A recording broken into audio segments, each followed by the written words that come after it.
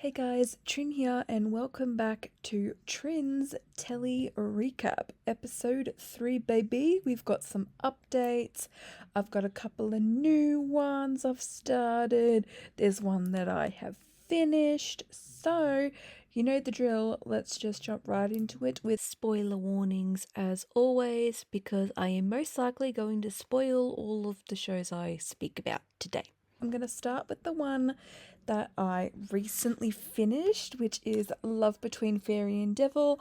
I finally finished it. I think, if I remember correctly, in episode 1 of this, I was about 13 episodes in. And then in episode 2, I was 24 episodes in. Now I have finished all 36 episodes.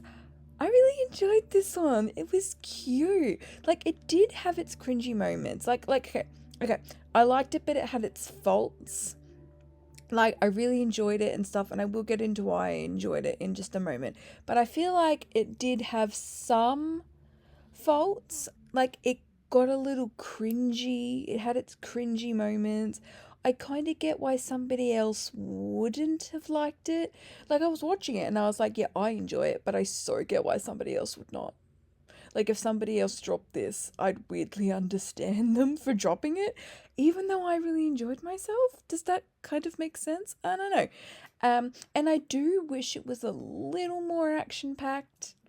Like, I do. Like, I just wish it was just, like, I feel like, I don't know, and maybe it wasn't meant to be that action packed, but I think I just maybe wished it was a little more action packed, but I'd watched that literally coming off the back of the perfection that was Pursuit of Jade. And like, I enjoyed Love Between Fairy and Devil. It's nowhere near as good as Pursuit of Jade. Nowhere near. So I think I was maybe comparing to a slight degree. I know it's different because I know that Love Between Fairy and Devil is like a fantasy show and Pursuit of Jade is not a fantasy show. But I think I don't know, I think I was just hoping, I was like, oh my god, this is going to give me the same feeling. And like, no, it didn't. No, it did not. Though I did love it in its own right. I loved Dongfan Chin-san as a character. Because I was saying Sinkan, sorry, it's Chin-san. Um, I'm not the best at the Chinese pronunciations, but I am trying. But Dongfan, I really liked him as a character. And even Jelly had a little redemption by the end of it. Because I know that in last episode I was like, can't stand Jelly. Like, literally cannot stand it. For a hot moment for most of the show, yes, I could not stand Jelly.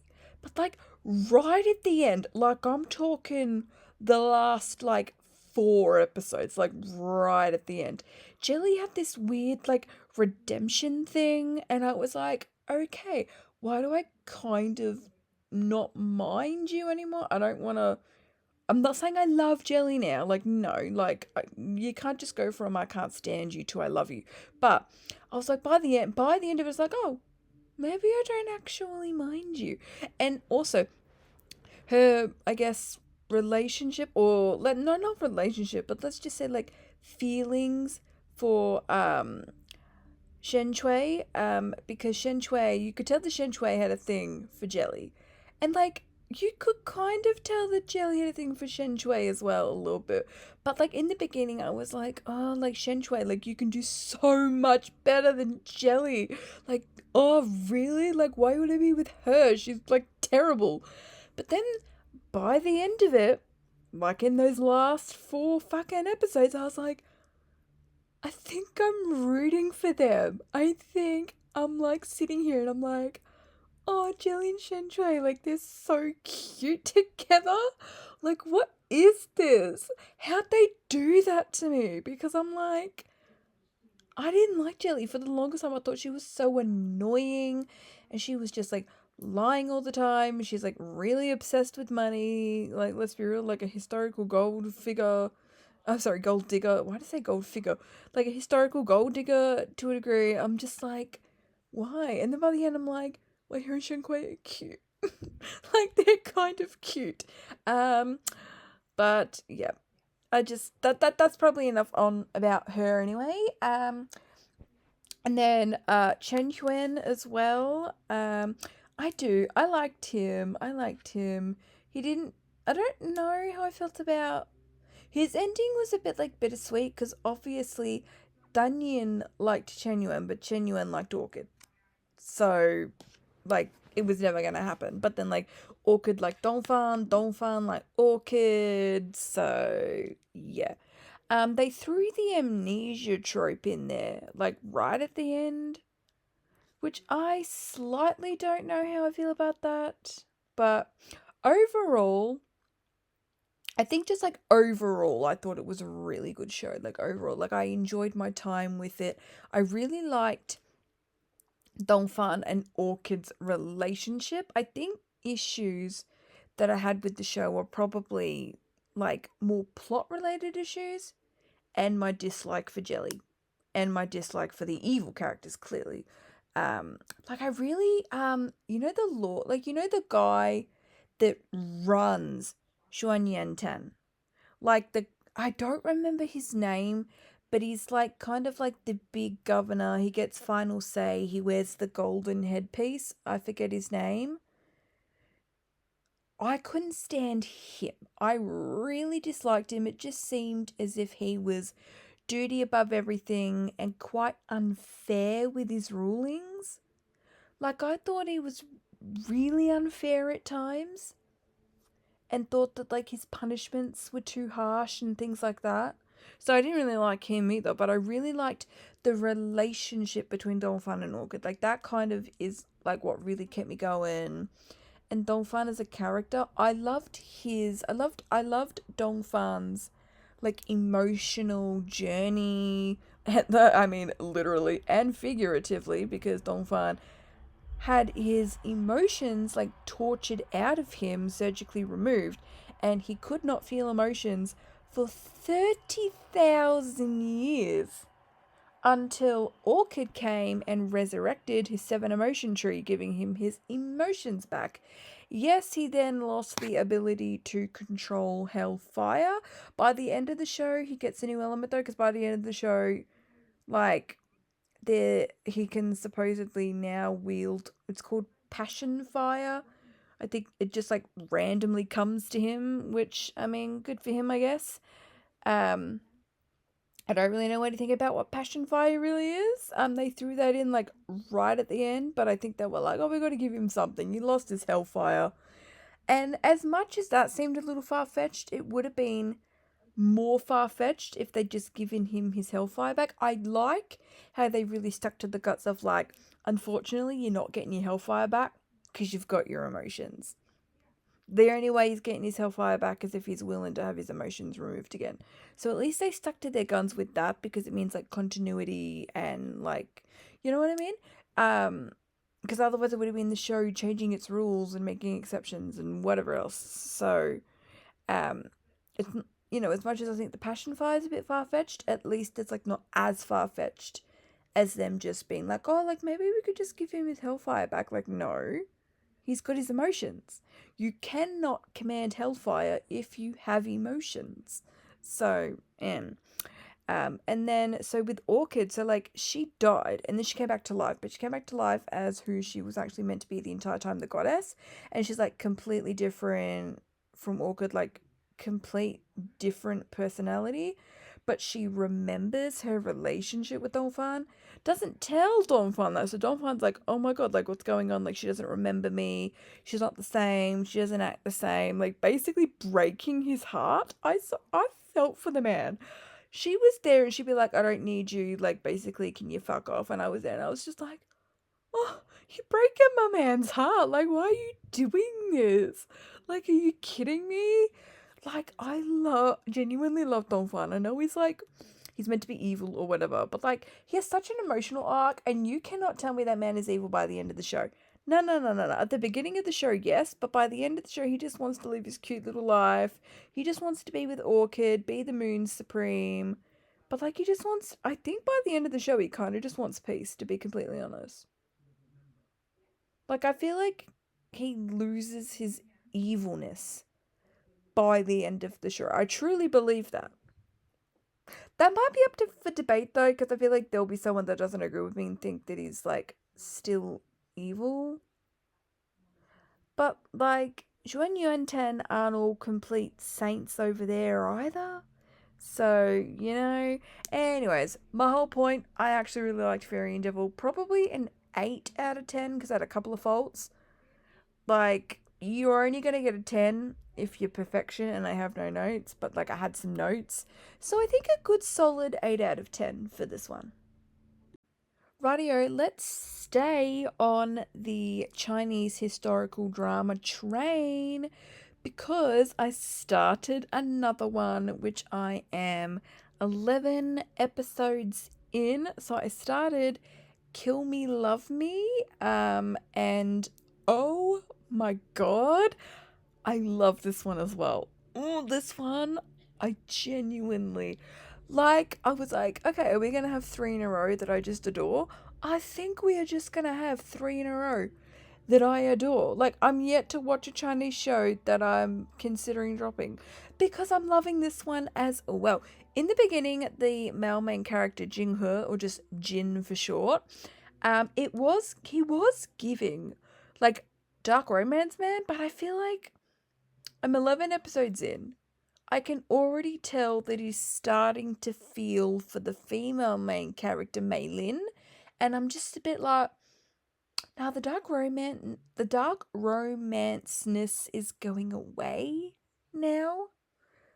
Like I just feel like him now very different from him in episode 1. And I think this one might be slightly faster paced. I think how many episodes? I think this has a little less amount of episodes. I don't think it has the full 40. I think it's 30 something, I believe, if I remember correctly. Anyways, I'm 11 episodes in. I'm really liking it so far. This one, I'm slightly confused on what like the overarching plot is, but I am very much like I'm following it in the moment, and if you asked me to tell you what was going on in the moment, I could most likely answer it. Like I know that like Jin is in a competition with his older brother. I think like to be the better prince. I think the older brother is fearful that Jin wants the throne, like wants to try and take it from him. Like I think he's freaking out about that. But I don't think that's what Jin wants. Or maybe it's what Jin wants, actually. Actually, I don't know. Actually, now that I think about it, if it's his plan to overtake his brother and be the heir, I'm not actually entirely sure. I could be wrong, because I was like, no, I don't think he wants the throne, but like maybe he does, actually. At the moment, it's him and Mei Ling, and they're like, they're hanging out, they're working together, because Mei Lin wants to find out who was the massacre of like her hometown. So the hometown that she grew up in was massacred. Like there was a fire, not a lot of survivors, blah blah blah. She in the beginning thinks that our male lead Jin is the culprit, and she's made it her life's mission to kill him. But then a couple of episodes in, she finds out like, oh, okay, so like it wasn't you, it was somebody else. Still not entirely sure. She is not like entirely sure who that somebody else is, but she knows that it's not Jin. So she no longer necessarily wants to kill him specifically, and she now has a mission to find out who that is and kill them instead to get revenge because like her father died in that fire and stuff like that. Um Also she's like lost her taste buds. So she's got to take medicine to try and get that back. But our main character is so adorable. He goes, the flavors of life don't just have to be tasted with tongue. I can show you the flavors of life in another way. And I was like, wait, that's like so sweet and so adorable. And I love that. I genuinely love the main character. Like, well, both of them actually. I really like Mei Lin just as much as I like Jin. I think they're great together. I think they've got great chemistry. Like their back and forth is just, it's so good. It is like I really, really like this show so far.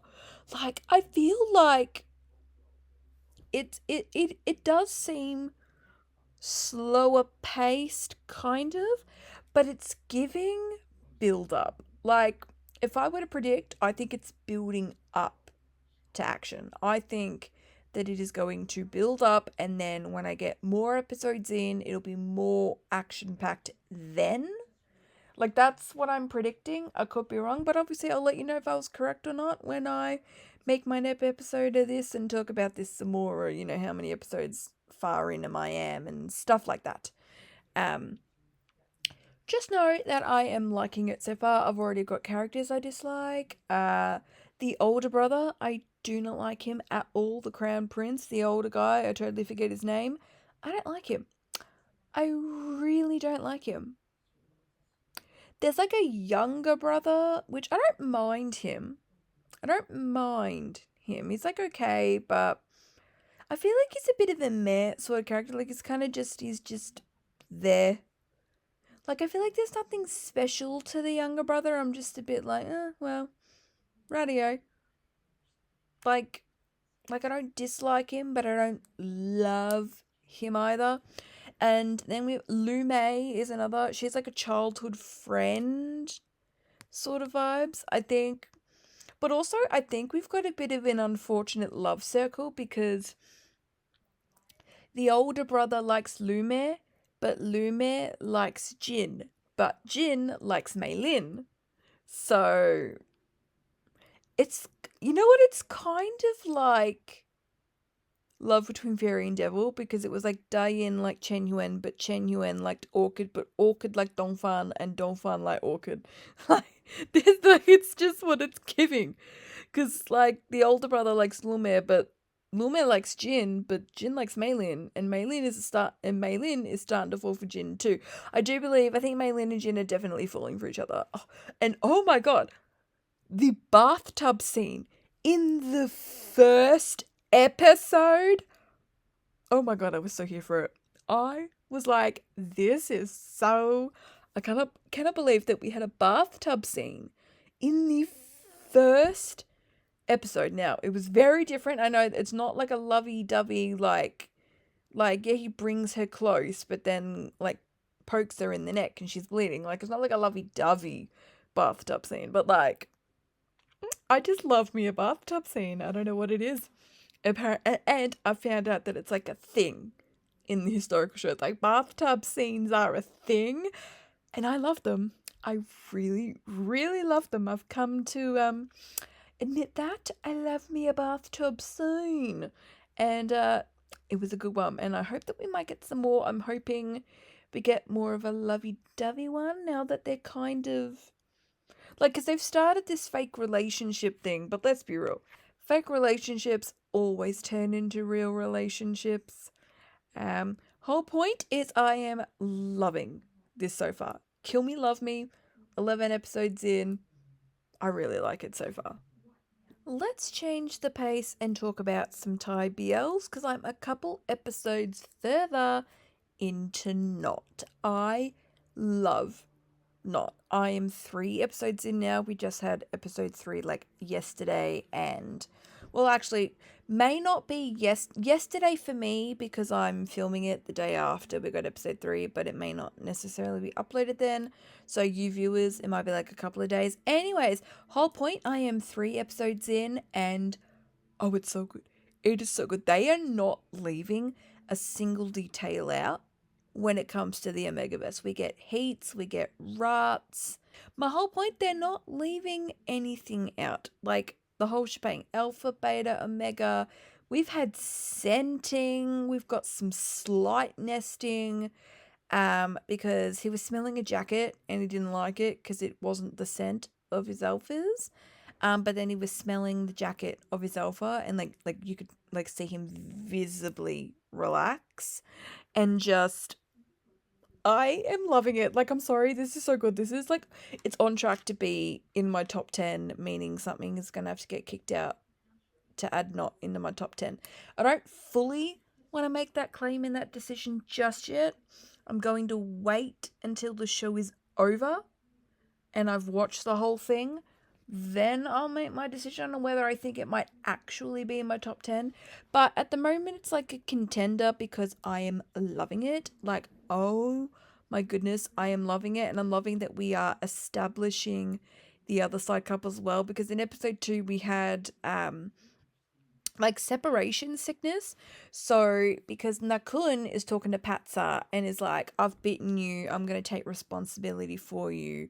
You have to stay here. You have to live with me now. And Patsa's like, no, you're some random man. And, like, I don't want to stay here. I've got my own house. Like why? Like, I don't have to stay here. Like, fuck off. And Nakun tries to be like, well, like, I wish you could go, but like you can't. And Patsa is very adamant. He's like, no, I'm going. You cannot keep me here. And then Nakun is just basically like, fine, go. See what happens. You'll be crawling back. You will come crawling back. And okay, Patsa doesn't necessarily come crawling back, but the whole point is that Nakun's like, like you will come back because separation sickness. So if you are away from your bonded for too long, like you get severely sick, you can pass out, like it's, possible death the longer that you stay away from your bonded person. And so basically, Patsa goes home and then he starts suffering from the sickness. So he kind of goes into heat, and there's like the masturbation scene of him in the shower with either a dildo or a vibrator. Anyways, he's doing that and he's freaking out because he can't finish, and so he's freaking out about that. Um, and then his brother finds him and starts freaking out because he's kind of basically passed out. And so Nakun comes and saves the day, takes him back, sends him all that stuff so that, Puzzle don't die. But the brother is like freaking out, like he's like basically having a panic attack. And Nakun's brother, Nikin, like the middle child, because it's Batsa's brother and Nikin is like one of the side couples. And so Nikin comes in and basically, I've heard about this before. Like if someone's having a major panic attack and you try basically anything else first to get them to stop, but it doesn't work. Like apparently if you do like just kiss someone, it can make them stop having the panic attack. It is kind of a proven method, but also try literally anything else first because technically Nikin kissed him without the other guy giving permission to be kissed. But it like saved him from hyperventilating into something worse anyway, so we're not really gonna hold it against him. But I'm just loving Not so much. Like it's just so good. Like I love it. Like I do. And I wish I had more episodes. That's the only thing with Thai shows in comparison to like Chinese shows, for example. Like they just Not's only gonna be 12 episodes. Like I just feel like that's sad to me. Like that's just sad. I mean, obviously I'll take the 12 episodes. It's better than no episodes, like, cause no shit. But then I just think like with these shows, like Pursuit of Jade got 40 episodes. Love Between Fairy and Devil has 36 episodes, and I just think, why can't a Thai BL have 30 episodes? You know what I would give for not to be a 30 episode show? Do you know what I would bloody give? I just love the cuteness between Patsa and Nakun, because Patsa does eventually, like, he gives in, he moves in with Nakun and is living in this big, gigantic house. He does feel a little bit, because there are guards that follow him everywhere, so he feels a bit like, ooh, like, do I really need to have these guards on me 24/7? But it's like for safety and stuff like that, so you can't really go wrong. Then there's the third side couple, because Nakun's got like a second younger brother, and it's a romance between him and the little Omega that Patsa saved from being bitten in that first episode. And I love them as well. Like, I really, really like them too. Like, of every couple in this show, I am rooting for. Like, I just see her and I go, I hope you all make it. I hope you all live happily ever after. and have children in the future and all of that good stuff because I just love them. Like this show, as well as being a megaverse, like it's giving found family. Like it is just giving found family at its finest. Like seriously, I'm rooting for everybody in this show. And clearly I love the spice as well. It's in a megaverse. There are a lot of NC scenes. I am enjoying those clearly as well. And like it's just so good. Like this show, honestly, it's impeccable because I am heavily like I knew that I was gonna heavily judge the show. I was like, oh, like this is a megaverse television. They gotta do it right, or I'm gonna be heavily disappointed if it's not good. It's good. I can proudly say it's good. Like, so I know that some people were also feeling like I was feeling like they were worried. They were like, ooh, like if it's good, it's going to be good. But if it's bad, it's going to be terrible. And it's going to be like so annoying because they promised us the megaverse and then didn't deliver. No, they delivered. It's really good. I am enjoying it. And obviously, there might be some other people that out there who unfortunately may not be enjoying it, but they are not me. And I'm enjoying it. That's all that matters. It's keeping me watching it. We're going to have a little bit of a shorter episode because this is the last show that I want to speak about today. It's one that I've completed, and I started watching this show before I made my recap series, and I decided to kind of just wait until I was finished with it before I made my review for it. Because I only had like 2 episodes left. Anyways, I finished Love of Silom, which is another Thai BL. This is Uppoom. This is my first Uppoom show because I know they did my stand-in first, but I'm still yet to watch that one. But I'm obsessed with Love of Silom. This is going to be a very good review, and it made me fall in love with Uppoom. So now I do desperately want to watch my stand-in. And a lot of people, I've seen videos online where like they do love a Ceylon, but apparently they still prefer my stand-in. So that also makes me really interested in watching my stand-in because supposedly it is so much better than Love a Ceylon. But like Love a Ceylon was good. It is basically a romance between a cop and a stripper.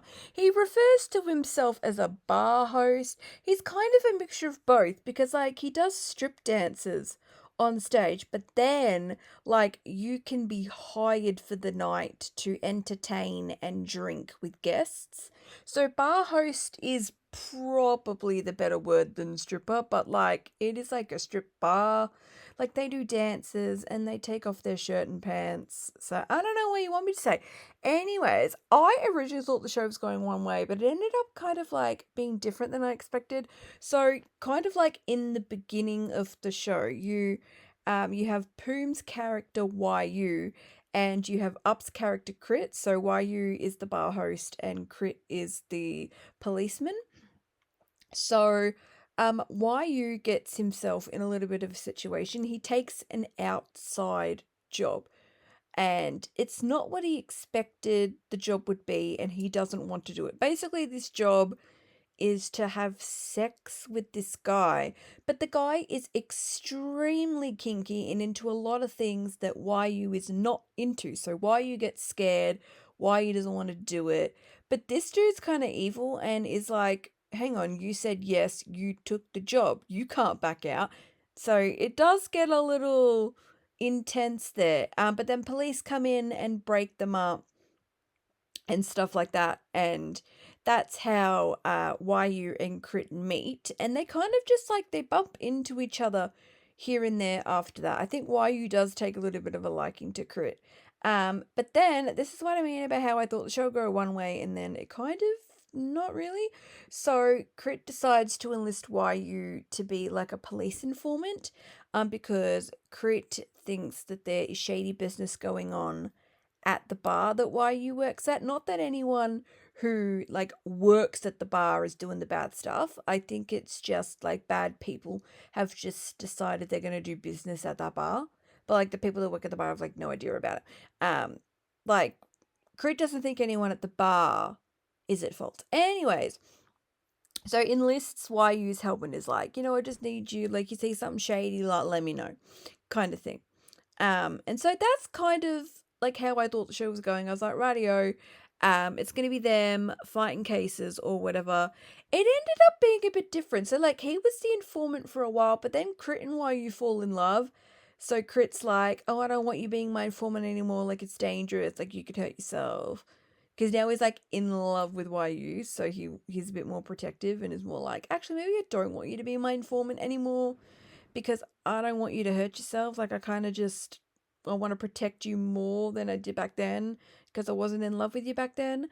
So, Yu eventually is like, I mean, yeah, all right. He still gets a bit like he thinks that he can help, so he still tries to be an informant, but Crit just keeps being like, I really rather you didn't. Um, and then the show goes in another direction as well because Crit's got a very homophobic father and a mother, which I don't know how I feel about. I was like, the mother is such a pussy because she cannot stand up to her husband. But then in like the final episode, she finally stood up to her homophobic husband. And I'm like, it took you long enough.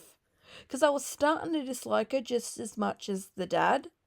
Because the dad would be all, I want you to break up with YU. How am I supposed to show my face at work? I will not have a gay son. Like homophobic stuff, right? And the mum would just like not say anything. Like you could see a bit of a sad look on her face, like she doesn't agree with him, but she wouldn't say anything. And I'm like, oh my God, like say something. You're pissing me off because you won't say something. You won't stand up for your son, stand up to your husband, and like whatever. But then in the very last episode, she finally does. So she does have a little bit of a redemption. I'll give her that. I still think she waited way too long, but anyways, she does eventually say something, so I'll give her that. Because like the second part of the show is like, because Crit breaks up with Yu and won't tell her. Like Crit's already breaking up with Yu because the dad's like heavily homophobic and is basically forcing him to. But he doesn't tell Yu that. He just is like, oh, I think we should break up. Like, I don't think we're gonna work. Like, and so Yu's like, what in the ever loving fuck? Like, he has no idea. He genuinely thinks that Crit's like, oh, like you no longer want to be with me. So like, Yu is sad about it, and I'm sorry, who makes my Yu cry is going to not hear very nice words from me because I love Yu. I adore Yu. I also adore little baby Sinto. Oh my god, because there's a part of the plot in like the beginning of the show. Sinto is Yu's nephew, because his sister like had Sinto and then like ran away, like abandoned her child. And so Yu and Yu's mum are like, okay, we'll look after Sinto. Though Yu's mum's got issues of her own because she's a huge gambler and like, but she plays a lot of those, those lottery games on your iPhone. She plays a lot of those and is always losing money. So it's mainly just Yu taking care of Sinto, let's be real. And Crit comes in, he falls in love with Sinto as well. The sister does come back because they go and find the sister. The sister's like, oh my god, like you'd still welcome me back? And we're like, of course we would. I mean, we're angry at you, but like we'd welcome you back. So she comes back and starts being a mum to Sinto like she should have been. Anyways, I just love little Sinto as well. Oh, he's so adorable, and I love the way that Crit looks after him, getting like a psychologist for him and things like that. Sinto is a little bit like, I think it's a special needs child. I think he's got autism, I believe. And like Crit's like getting him a psychologist to like follow him around at daycare, and I'm like, that is the cutest thing ever. I love even when Crit and Yu were broken up, like Crit would like still go and like check on Sinto, watch over him. Like he'd just go to daycare and just like visit Sinto. It was the cutest thing ever. Even Crit's best friend Rose would be like, you say you're over Yu, then why do you still go and look after Sinto? Yeah, you ain't over Yu. But oh my god, this show had like so many cool elements to it because they were also trying to do things with their jobs. So they'd be like hot strippy dance scenes at YU's job because he's, he works at this like strip club thing. He's also trying to get his degree to be an architect because that was his dream, was to be an architect. But then he ended up having to pause that and get a job at the strip place because he needs money to look after Sinto, look after himself. Like, guy's got to eat. And university doesn't pay money, and like, the mum just gambles all day, like, you know what I mean? So, he worked at the strip place until he got enough money to go back to university. And oh my God, I'm gonna get to the Brotherhood of the Bar because that was so good too. But then you've got Kroot, who's like the policeman, and like part of the plot was him trying to figure out this like human trafficking case that was going on, which all connects to the dude in that first episode that kind of tried to RAPEYU, because he was connected to like a group of people that are like doing human trafficking and stuff like that. So he's got that to solve, and just, oh my God, the Brotherhood of the Bar. Can I just, oh my God. So you've got YU's best friend Ty, you got Foe. Foe is she's like the bar manager, and oh my God. Even like the other patrons, there's Sky. Sky annoyed me a little bit. There's a blonde guy called Sky. And so like YU and Sky had like beef. They'd always like be in competition with each other, and things like that. And I don't know how I felt about Sky. I feel sorry for the man because Sky actually ends up passing away like halfway through the show. He ends up passing away because he quits working at the bar because I think he wants to go to Hong Kong, I believe. It's like his dream is to go to Hong Kong and I forget what it was, but he didn't even make it to Hong Kong because he died before then, and like, so I feel sorry for the man, but while he was alive, he didn't really treat YU the best, so I'm not a huge Sky lover, just because he didn't really treat YU the best. Anyways, I love Ty though. Ty brings comic relief to the show because he's YU's best friend. He's like funny and he's all this stuff, and we love Ty. I will defend that man, okay? Because he's cute. Overall, I really liked this show. I know, because I've seen some reviews where some people are like, like, we're not the biggest fans, and I'm like, why? I am so invested. Like, I'm genuinely so invested. And hey, even if you're not invested in the plot, you got the hot dance scenes at the bar, you got the NC scenes. What's not to love?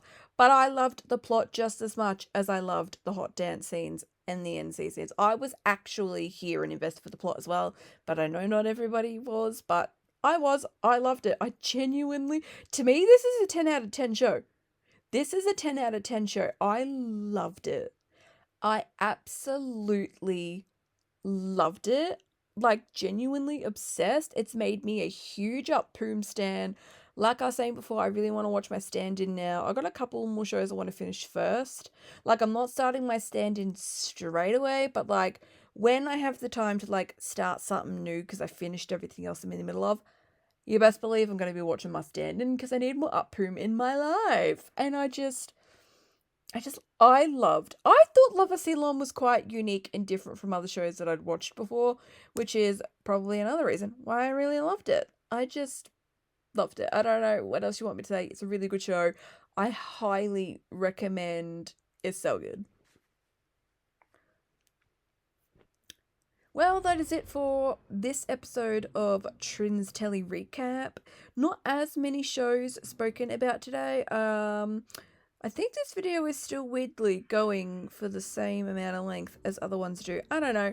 I love yapping about shows, which is why I wanted to make the series, because as much as I am a reader, I am a serial television watcher. And I love me some Asian shows and decided, I want to talk about them. So that is what this series is. But yeah, thank you so much for watching. Let me know if you've watched any of these. What are your thoughts? Let me know. But yep, that's it. Thanks for watching. If you enjoyed, consider leaving a thumbs up and consider subscribing if you love shows just as much as me. And yep, I'll see you all next time. Bye, guys.